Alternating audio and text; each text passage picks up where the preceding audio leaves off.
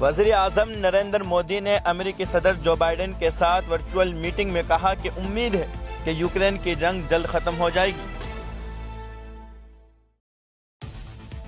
मुबीना खत में सच्चाई साबित होते ही ओहदे से इस्तीफा दे दूंगा, शहबाज शरीफ। गुजरात में 3 मकामात पर रामनवमी के दिन माहौल हुआ खराब।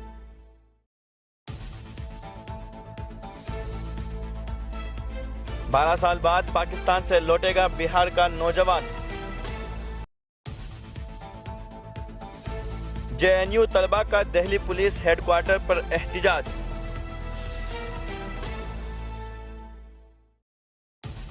आंध्र प्रदेश में बड़ा हादसा, ट्रेन की जद में आकर 6 अफराद हलाक, मुतअद्दिद जख्मी।